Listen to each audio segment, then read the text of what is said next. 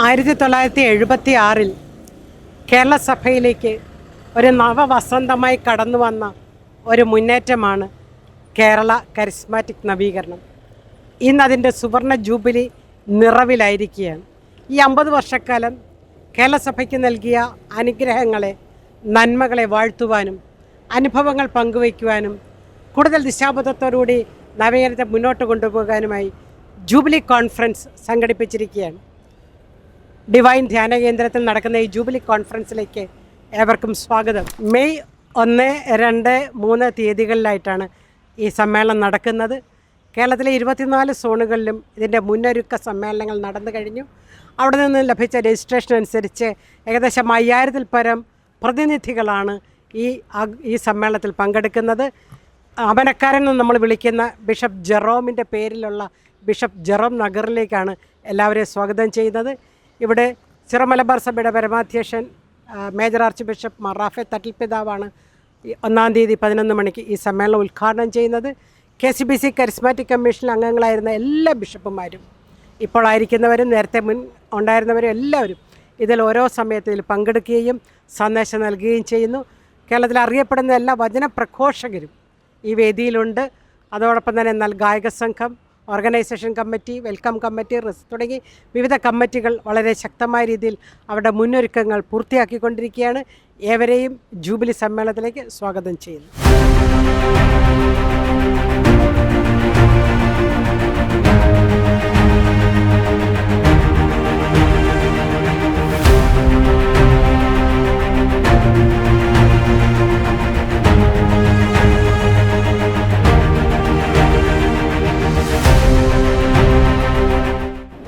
സഭയുടെ പുതുവസന്തം എന്ന് വിളിക്കുന്ന കത്തോലിക്ക കരിസ്മാറ്റിക് നവീകരണം കേരളത്തിലെത്തിയിട്ട് ഇത് 50-ാം ആണ്ട്. കേരള സഭ ഇതിൻ്റെ സുവർണ ജൂബിലി നിറവിലാണ്. ഈ ജൂബിലി ആഘോഷങ്ങളുടെ ചുക്കാൻ പിടിക്കുന്നത് ഇന്ന് കേരള കത്തോലിക്ക കരിസ്മാറ്റിക് നവീകരണത്തിൻ്റെ ഘടകമായ KCSC, Kerala charismatic service of communion, അതിൻ്റെ കോർഡിനേറ്ററായിട്ടുള്ള ഫാദർ ജോൺസൺ തൗണ്ടിയിലാണ്. അദ്ദേഹം കൊച്ചി രൂപതയിലെ എന്നുള്ള വൈദികനാണ്. ഈ ജൂബിലി ആഘോഷത്തെക്കുറിച്ചും അതിൻ്റെ മുന്നൊരുക്കത്തെക്കുറിച്ചുമൊക്കെ അച്ഛൻ നമ്മളോട് ഗുഡ്നസ് ടിവിയോട് സംസാരിക്കുന്നു. കത്തോലിക്ക സഭയെ സംബന്ധിച്ചിടത്തോളം സഭയുടെ ജീവിതത്തിൽ ഏറ്റവും നിർണായകമായ ഒരു കാലഘട്ടമാണ് കേരളക്കരയിൽ 1976 മുതൽ ആരംഭിച്ച നവീകരണം. കാരണം കത്തോലിക്ക സഭയുടെ ജീവിതത്തിൽ ഏറെ പാരമ്പര്യം 1-ാം നൂറ്റാണ്ട് മുതൽ ഭാരതത്തിൽ ക്രൈസ്തവ വിശ്വാസത്തിൻ്റെ സാന്നിധ്യം നാം അവകാശപ്പെടുന്നു.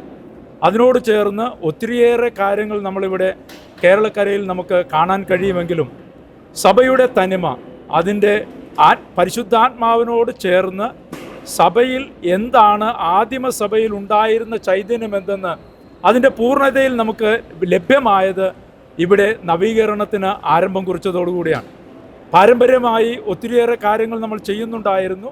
നമ്മുടെ ആചാരാനുഷ്ഠാനങ്ങളൊക്കെ കൃത്യതയോടുകൂടി പാലിച്ചു പോകുന്ന ഒരു നല്ല ക്രൈസ്തവ സമൂഹം കേരളത്തിലുണ്ടായിരുന്നു.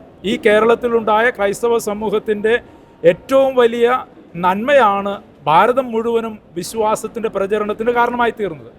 എങ്കിൽ പോലും സഭയ്ക്കൊരു ജീവൻ നൽകുക, സഭയ്ക്ക് ആദിമസഭയുടെ ചൈതന്യം തിരികെ കൊടുക്കുക എന്ന് പറയുന്ന ഏറ്റവും പ്രധാനപ്പെട്ട കാര്യം സംഭവിക്കുന്നത് 1976 ഭരണങ്ങാനത്ത് ആദ്യത്തെ നവീകരണ ധ്യാനത്തോടു കൂടിയാണ്. കത്തോലിക്ക സഭയിൽ എല്ലാ കാലത്തും പരിശുദ്ധാത്മാവിൻ്റെ പ്രചോദനത്തോട് ചേർന്ന് നിൽക്കണമെന്നുള്ളത് കാലത്തിൻ്റെ ഏറ്റവും വലിയ ആവശ്യമായി വിശുദ്ധ ജീവിതം നയിച്ച സകല മനുഷ്യരും കണ്ട കാര്യമാണ്. അവരതിനുവേണ്ടി ത്യാഗത്തോടു കൂടി പരിശ്രമിച്ചു. ഇത് നമ്മളെ സംബന്ധിച്ചിടത്തോളം മറ്റൊരു ജൂബിലിയാണ്, വിശുദ്ധ ഫ്രാൻസിസ് അസീസിയുടെ ജൂബിലി. ഫ്രാൻസിസ് അസീസി പരിശുദ്ധാത്മാവിൻ്റെ സ്വരത്തിന് കാതോർത്ത മനുഷ്യനാണ്. പക്ഷേ അത് നമ്മെ സംബന്ധിച്ചിടത്തോളം സഭയുടെ ചരിത്രത്തിൽ ഒരു ഒറ്റയാൾ പോരാട്ടമായിട്ട് തുടങ്ങി പിന്നീട് സഭ മുഴുവൻ വ്യാപരിച്ചതാണ്. എന്നാൽ പരിശുദ്ധാത്മാവിൻ്റെ പ്രവർത്തനം, നവീകരണത്തിൻ്റെ പ്രവർത്തനത്തിൻ്റെ പ്രത്യേകത എന്ന് പറയുന്നത് ഒത്തിരിയേറെ മനുഷ്യരിൽ ജോയൽ പ്രവാചകൻ്റെ സ്വപ്നം പൂർത്തീകരിക്കുന്ന രീതിയിൽ അനേകരിലേക്ക് ആത്മാവിൻ്റെ നിവേശനമുണ്ടാവുക, ആത്മാവിൻ്റെ പ്രചോദനത്തോട് ചേർന്ന് സഹകരിക്കാനായിട്ട് കഴിയുക. അത് എല്ലാ രീതിയിലും ഒരു ആത്മീയ വളർച്ചയെന്ന് മാത്രമല്ല, തങ്ങൾ കണ്ടുമുട്ടിയ ക്രിസ്തുവിനെ മറ്റുള്ളവരുമായി പങ്കുവയ്ക്കാൻ കഴിയുന്ന ഏറ്റവും വലിയ ഒരു അനുഭവം എന്ന് പറയുന്നത് ഈ നവീകരണത്തിലൂടെ സാധ്യമായതാണ്. അച്ഛൻ നമ്മളിപ്പോൾ ഒരു ജൂബിലി നിറവിലാണ്. ഈ ജൂബിലിയുടെ മുന്നൊരുക്കങ്ങളും ഇന്നിപ്പോൾ നമ്മൾ എത്തി നിൽക്കുന്ന അവസ്ഥ, ഇന്നിപ്പോൾ ഡിവൈൻ ധ്യാന കേന്ദ്രത്തിലാണ് നമ്മൾ നിൽക്കുന്നത്. അപ്പം നമ്മളിവിടം വരെ എത്തി നിന്നതിനൊരു ചരിത്ര വഴികളുണ്ടല്ലോ, അതേക്കുറിച്ചൊന്ന് പങ്കുവയ്ക്കാമോ? നമ്മളെ സംബന്ധിച്ചിടത്തോളം കത്തോലിക്കാ സഭയുടെ ചരിത്രത്തിൽ രണ്ടാം വത്തിക്കാൻ കൗൺസിലാണ് ഏറ്റവും പ്രധാനപ്പെട്ടത്. ഈ പാപ്പയുടെ രണ്ടാം വത്തിക്കാൻ കൗൺസിലിൻ്റെ ഏറ്റവും പ്രധാനപ്പെട്ട കാര്യമെന്ന് പറയുന്നത് എല്ലാ വാതിലുകളും തുറന്നിടുക, പരിശുദ്ധാത്മാവിൻ്റെ പ്രവർത്തനത്തിന് എല്ലാ വാതായനങ്ങളും തുറന്നിടുക എന്ന് പറയുന്ന വലിയൊരു സന്ദേശം. അതിൻ്റെ ഏറ്റവും കൃത്യമായി പാപ്പയുടെ സന്ദേശത്തെ സ്വീകരിച്ചത് നവീകരണമാണ്. അതുകൊണ്ട് തന്നെ നമ്മളിവിടെ 50 വർഷം കേരളക്കരയിലെ ചരിത്രമൊന്ന് മുന്നോട്ട് പിന്നിലേക്കൊന്ന് നോക്കുന്ന സമയത്ത് ഇന്ന് കേരളക്കരയിൽ കാണാൻ കഴിയുന്ന സഭയുടേതെന്ന് അഭിമാനത്തോടു കൂടി പറയാൻ കഴിയുന്ന എല്ലാ കാര്യത്തിൻ്റെയും പിന്നിൽ നവീകരണത്തിൻ്റെ കൈവയ്പുണ്ട് എന്നുള്ളതാണ് ഏറ്റവും പ്രധാനപ്പെട്ടത്. ഇന്ന് നമ്മൾ കാണുന്ന ധ്യാനകേന്ദ്രങ്ങൾ, ഇന്ന് കേരളത്തിൽ ഭാരതത്തിലെ മൊത്തമുള്ള ധ്യാനകേന്ദ്രങ്ങളിൽ ബഹുഭൂരിപക്ഷമുള്ളത് കേരളത്തിലാണ്. അതിന് കാരണം ഈ നവീകരണമാണ്. അതിനോട് ചേർന്ന് ഒത്തിരിയേറെ മനുഷ്യർക്ക് മാനസാന്തരമുണ്ടായി. വെറുതെ മാനസാന്തരത്തിൻ്റെ ശൈലി മാത്രം ഉണ്ടായതല്ല ചെയ്തത്, അവരതിനോട് ചേർന്ന് ജീവകാരുണ്യ പ്രവർത്തനങ്ങൾക്ക് ഇറങ്ങി പുറപ്പെട്ടു. അനാഥരായ മനുഷ്യരെ സ്വന്തം വീട്ടിൽ താമസിപ്പിച്ചുകൊണ്ട് അവർക്ക് നാഥനായി മാറുന്ന, അതുപോലെ തന്നെ മനുഷ്യർ ഉപേക്ഷിച്ച് കളയുന്നവരുടെ ജീവിതങ്ങളോട് ചേർന്ന് നിൽക്കുന്ന കാരുണ്യ പ്രവർത്തികളുണ്ടായി. സുവിശേഷ പ്രഘോഷണത്തിൻ്റെ ശൈലികളുണ്ടായി. മാധ്യമ ലോകത്തേക്ക്, ഭാരത സഭയിലെ മാധ്യമ ലോകത്തേക്ക് ഈ വചനത്തിൻ്റെ ശക്തി പ്രചരിപ്പിക്കുന്നതിന് കാരണമായി തീർന്നത് പോലും, നമ്മൾ ഇന്ന് കാണുന്ന ഈ ചാനലിന് പോലും കാരണമായി തീരുന്നത് നവീകരണത്തിൻ്റെ ഈ ശക്തി തന്നെയാണ്. അപ്പോൾ അതുകൊണ്ട് തന്നെ ഈ 50 വർഷക്കാലത്തെ യാത്ര എന്ന് പറയുന്നത് സുദീർഘമാണ്. അതിൻ്റെ ഒരുക്കമായിട്ട്, ഈ ജൂബിലി ആഘോഷത്തിൻ്റെ ഒരുക്കമായിട്ട് നമ്മൾ ചെയ്തത് 1000 ദിവസത്തെ പ്രാർത്ഥനയോടുകൂടിയാണ് ജൂബിലിക്ക് നമ്മൾ തുടക്കം കുറിച്ചത്.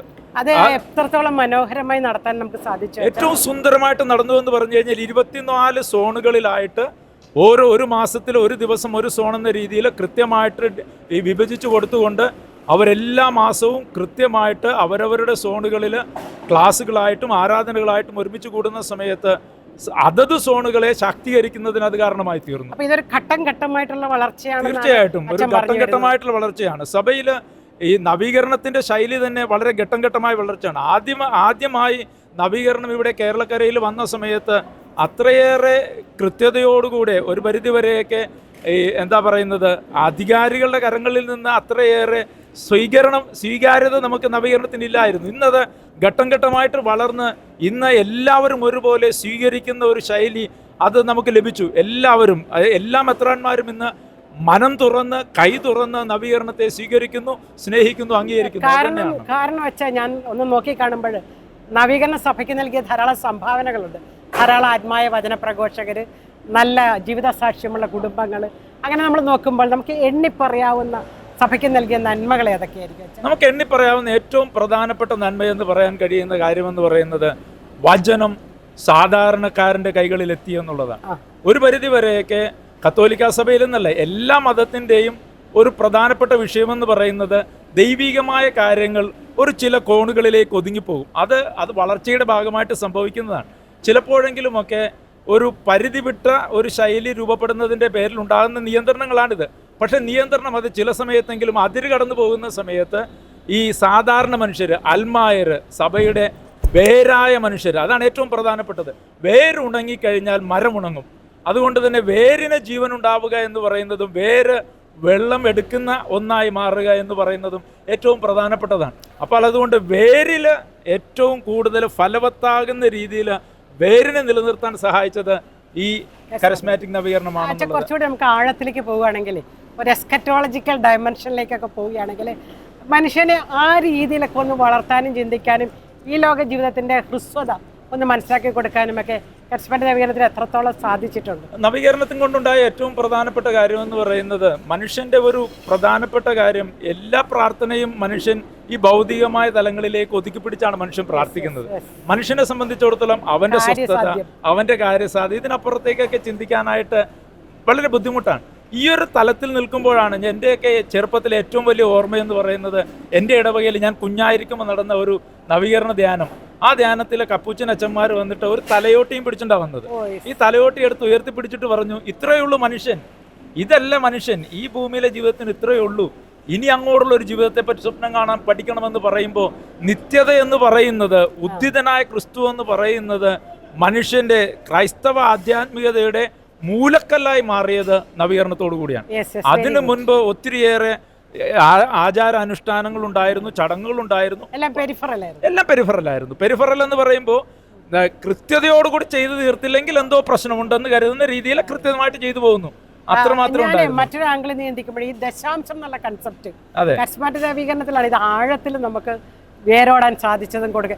അത് എത്രത്തോളം സഭയെ പടുത്തുയർത്തുന്നില്ല, സാമ്പത്തികം മാത്രമേ പറഞ്ഞ കൺസെപ്റ്റ് പടുത്തുയർത്തുന്ന ഈ ദശാംശം എന്ന് പറയുന്ന കാഴ്ചപ്പാട് ഇത് ബൈബിളിന്റെ ഏറ്റവും അടിസ്ഥാനപരമായ ഒരു കാര്യമാണ്. കാരണം ബൈബിളിലെ ആദ്യത്തെ 2 തിരുനാളുകൾ, ഏറ്റവും പ്രധാനപ്പെട്ട തിരുനാളുകൾ എന്ന് പറയുന്നത് വിളവെടുപ്പിന്റെയും ബലിയുടെയും തിരുനാളുകളാണ്. ആദ്യത്തെ ഫലം ഉണ്ടായി കഴിയുമ്പോൾ അത് മുഴുവനും കൊണ്ടുവന്നിട്ട് അപ്പത്തിന്റെ തിരുനാൾ ആഘോഷിച്ചു യഹൂദ ജനത. രണ്ടാമത് ആടുമാടുകൾ പെറ്റുപെരുകിയപ്പോൾ അതിൽ ഏറ്റവും നല്ലതിനെ കൊണ്ടുവന്ന് അവരെ ബലിയർപ്പിച്ചു. ഇത് രണ്ടിനെയും കൂടി സംഗമിപ്പിച്ചപ്പോഴാണ് ഈ പുറപ്പാട് സംഭവത്തിൽ അപ്പവും ഈ കുഞ്ഞാടിന്റെ ബലിയും വരുന്നത്. അതൊരു ആചാരമായിട്ട് കൃത്യമായിട്ട് കൊണ്ടുപോയ കാര്യമാണ്. ദൈവം നൽകുന്നതിന് ദൈവമാണ് സകലത്തിൻ്റെയും ഉടയവൻ. അതുകൊണ്ട് ദൈവം നൽകിയതിന് അവനോട് നന്ദിയുടെ ഭാഗമായിട്ട് ഏറ്റവും നല്ലത് ദൈവത്തിന് കൊടുക്കുക എന്ന് പറയുന്ന അച്ഛൻ ആ ദശാംശത്തിന്റെ വലിയ ദൈവശാസ്ത്രപരമായ ഒരു വളർച്ചയാണ് ഇപ്പൊ പങ്കുവെച്ചത്. അതൊന്ന് ഭാവിയും കൂടി പറയാം അച്ഛൻ, കരിസ്മാറ്റിക് നവീകരണത്തിന്റെ ഭാവി അടുത്ത 50 വർഷം എന്തായിരിക്കണം? നമ്മളെ സംബന്ധിച്ചിടത്തോളം നവീകരണത്തിന്റെ കരിസ്മാറ്റിക് നവീകരണം തുടങ്ങി വെച്ച ഈ ഒരു ശൈലി, ഇതിൽ നിന്ന് പിന്നോട്ട് പോകാൻ സഭയ്ക്ക് പറ്റില്ല. ഇതിൽ നിന്ന് സഭ പിന്നോക്കം പോകുന്നു എന്ന് പറഞ്ഞാൽ സഭ തന്റെ അസ്തിത്വത്തിൽ നിന്ന് പുറകിലേക്ക് പോകുന്നു എന്നാണ് അർത്ഥം. കാരണം സഭയുടെ അസ്തിത്വം എന്ന് പറയുന്നത് പരിശുദ്ധാത്മാവിന് കാതോർത്ത് പരിശുദ്ധാത്മാവ് പറയുന്നതനുസരിച്ച് ജീവിതത്തെ ക്രമീകരിക്കുക എന്നുള്ളതാണ് സഭയുടെ ശൈലി. ആദിമസഭ രൂപപ്പെട്ടത് കൃത്യതയോടുകൂടി പരിശുദ്ധാത്മാവിനോട് കൂടിയാലോചന നടത്തിയിട്ടാണ്.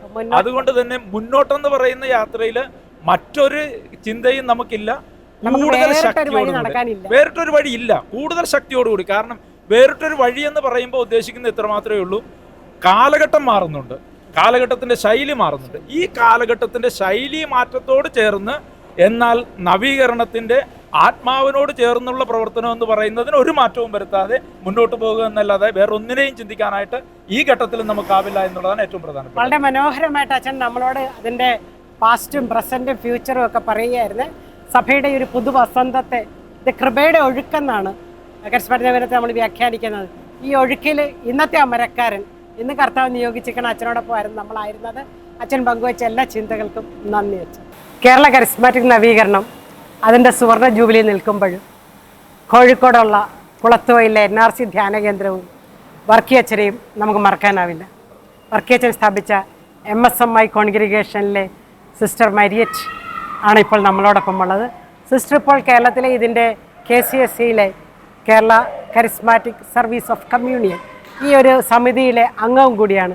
സിസ്റ്റർ തുടക്കം മുതൽ കരിസ്മാറ്റിക് നവീകരണത്തിൽ MSMI കോൺഗ്രിഗേഷൻ്റെ സംഭാവനകളും വർക്കിയച്ചൻ്റെ സംഭാവനകളും ഒക്കെ ഒന്ന് കോർത്തിണക്കി ഞങ്ങളോടൊന്ന് പറയാമോ? 1976 കരിസ്മാറ്റിക് നവീകരണം കേരളത്തിൽ വന്ന് ആ നാളുകളിൽ ആദ്യ ധ്യാനം നടക്കുന്ന നാളുകളിൽ തന്നെ ഏതാണ്ട് കേരളത്തിലേക്ക് കടന്നു വന്നതിൻ്റെ അടുത്ത നാളുകളിൽ തന്നെ ഞങ്ങളുടെ MSMI സ്ഥാപക പിതാവ് CJ വർക്കിയച്ചൻ ധ്യാനത്തിൽ പങ്കെടുക്കുകയും ആ ധ്യാനത്തിലൂടെ വലിയൊരു ഇൻസ്പിറേഷൻ, ആത്മാവിൻ്റെ ഒരു വലിയ ജ്വലനം അച്ഛന് ലഭിച്ചു. അപ്പം മലബാറിലേക്ക് ധ്യാനങ്ങളും ഒക്കെ അന്നത്തെ കാലഘട്ടത്തിൽ ഇല്ലായിരുന്ന സമയം, തിരുവിതാംകൂറിൽ ധ്യാനത്തിന് പോയി ജനം പങ്കെടുത്തൊരു സമയം മലബാറിലെ അച്ഛൻ വന്ന് ഈ ധ്യാനം കൂടിയതിന് ശേഷം അച്ഛൻ്റെ മനസ്സിൽ ഭയങ്കര സ്വപ്നമായിരുന്നു, മലബാറിലെ ജനങ്ങൾക്ക് ഈ പരിശുദ്ധാത്മാവിൻ്റെ അഭിഷേകത്തിൻ്റെ ഒരു ജ്വലനം ലഭിക്കണം. അങ്ങനെ ഇപ്പോൾ ആയിരിക്കുന്ന NRC ധ്യാന കേന്ദ്രം അന്നൊരു പാരൽ കോളേജായിരുന്നു. ആ കാലഘട്ടങ്ങളിൽ കുട്ടികൾക്ക് കോളേജിൽ പോയി പഠിക്കാൻ സൗകര്യം ഇല്ലാത്തതുകൊണ്ട്, പക്ഷെ പിന്നീട് ഒരു ആത്മാവിൻ്റെ പ്രചോദനത്താൽ അച്ഛന് മനസ്സിലായി. ഞാൻ മനസ്സിലാക്കിയിട്ടുള്ള ഒരു കാര്യം, അവിടുത്തെ ധ്യാനങ്ങൾക്ക് വരദാനങ്ങൾക്കാണ് കൂടുതൽ പ്രാധാന്യം നൽകുന്നത്. വരദാനത്തിലുള്ള വളർച്ചയും ഒക്കെ അത് പ്രകാരമാണ് അത് സംഭവിക്കുന്നത്. ഓക്കെ, അത് അങ്ങനെയാണ് അച്ഛൻ കരിസ്മാറ്റിക് ധ്യാനം NRCയിൽ പാരൽ കോളേജ് മാറ്റി ആരംഭിച്ചു. അതിനുശേഷം അച്ഛന് മനസ്സിലായി ഈ വരദാനങ്ങൾ ജനങ്ങൾക്കൊരു വലിയ പ്രചോദനമാകും, ആത്മാവിൻ്റെ ഒരു ആത്മാവിൻ്റെ വളർച്ചയ്ക്ക് ഒരു പ്രചോദനമാകുമെന്ന് മനസ്സിലാക്കിയപ്പോൾ അച്ഛൻ ആ ഒരു മേഖലയിലേക്ക് ശ്രദ്ധ തിരിക്കുകയും ജനങ്ങളിൽ വരങ്ങളുടെ ഒരു സ്പിരിറ്റ് അവരിൽ ഉണ്ടാക്കാൻ അച്ഛൻ ആഗ്രഹിക്കുകയും ചെയ്തു. അപ്പം ജനങ്ങളെ കൂടുതൽ ദൈവരക്ഷയിലേക്ക് ആത്മരക്ഷയിലേക്ക് നയിക്കാൻ ഇത് കാരണമാകുമെന്ന് മനസ്സിലായി. അങ്ങനെയാണ് അച്ഛൻ MSMI കോൺഗ്രിഗേഷൻ പ്രധാനമായിട്ടും വചനപ്രഘോഷണത്തിൽ ഊന്നിയത്. അതുകൊണ്ട് തന്നെ നിങ്ങൾക്ക് ദൈവവിളികൾക്ക് വലിയ ദാരിദ്ര്യവും ഇല്ല. കൂടുതൽ മക്കൾ ഇതിലേക്ക് കടന്നു വരുന്നുണ്ട്. തീർച്ചയായും ആധുനിക ദൈവവിളികളെയൊക്കെ സിസ്റ്റർ ഈ ഒരു വീക്ഷണത്തിലൂടെ എങ്ങനെ നോക്കിക്കാണുന്നു? എനിക്ക് തോന്നുന്നത് ദൈവവിളി എന്ന് പറയുന്നത് അത് ദൈവം ഓരോ കോൺഗ്രിഗേഷനും അവരുടേതായി ക്യാരിസം അനുസരിച്ച് കൊടുക്കുന്നതാണ്. അപ്പോൾ ശരിക്കും ക്യാരിസം എന്താണോ അത് നമ്മൾ ജീവിക്കുമ്പോൾ തീർച്ചയായും ആ ക്യാരിസത്തിന് ഇണങ്ങിയവരെ ദൈവം കൊണ്ടുവരുമെന്നാണ് എനിക്ക് മനസ്സിലാക്കാൻ. അപ്പം അത് ശരിക്കും MSMAയിൽ അച്ഛൻ്റെ നാളുകളിൽ അച്ഛൻ ക്യാരിസത്തിന് വചനപ്രഘോഷണം, കുടുംബ പ്രശുദ്ധം അതിന് നല്ല മുൻതൂക്കം നൽകിയിരുന്നു. അതുകൊണ്ട് തന്നെ ഒരുപാട് ദൈവവിളികൾ ആ കാലഘട്ടത്തിൽ ആരും അറിഞ്ഞിട്ടില്ലാത്ത ഈ മലബാറിലെ നാട്ടിലേക്ക് ഒരു പുതിയ കോൺഗ്രിഗേഷൻ തുടങ്ങാന്ന് പറയുമ്പോൾ ഒന്നും അറിയത്തില്ലാത്ത ഒരു ജനം ഒഴുകി വരുന്ന ഒരു സമയം ആദ്യ നാളുകളിൽ MSMA കോൺഗ്രിഗേഷൻ. നമ്മളിപ്പോൾ ഈ ജൂബിലി നിറവിൽ നിൽക്കുമ്പോൾ, ഇവിടെ നിൽക്കുമ്പോൾ ഡിവൈൻ ധ്യാന കേന്ദ്രത്തിലാണ് നിൽക്കുന്നത്, ജൂബിലി ആഘോഷങ്ങളുടെ തുടർച്ചയിലാണ് നിൽക്കുന്നത്, എന്താണ് ദൈവജനത്തിന് സിസ്റ്റർ കൊടുക്കാനുള്ള ഒരു സന്ദേശം? എനിക്ക് തോന്നുന്നത് ഇനിയുള്ള കാലഘട്ടത്തിൽ ആത്മാവിൻ്റെ ഒരു ജ്വലനമില്ലാതെ ഈ ലോകത്തിൽ നമുക്ക് ജീവിക്കാനായിട്ട് പറ്റത്തില്ല. അപ്പം ശരിക്കും ആത്മാവിൻ്റെ ഒരു ജനനത്തിലേക്ക് കരിസ്മാറ്റിക് നവീകരണം കേരള സഭയെ നയിച്ചത് അത് നമുക്ക് പറഞ്ഞറിയിക്കാൻ പറ്റാത്തതിൻ്റെ അപ്പുറമാണ്. അപ്പം ഈ കാലത്തിൽ ലോകത്തെ ജയിക്കാൻ ആത്മാവിൻ്റെ ഒരു നിറവ് നമുക്ക് തീർച്ചയായിട്ടും ആവശ്യമാണ്. പരിശുദ്ധാത്മാവിൽ നിറഞ്ഞ് വരങ്ങളിൽ ജീവിക്കുന്ന ഒരു സമൂഹം ഈ കാലഘട്ടത്തിന് ആവശ്യമാണെന്ന് തന്നെയാണ്. Thank you sister. ഗുഡ്നസ് ടിവിയോട് ഇത്രയും സമ്മതിച്ചതിൽ നന്ദി പറയുന്നു.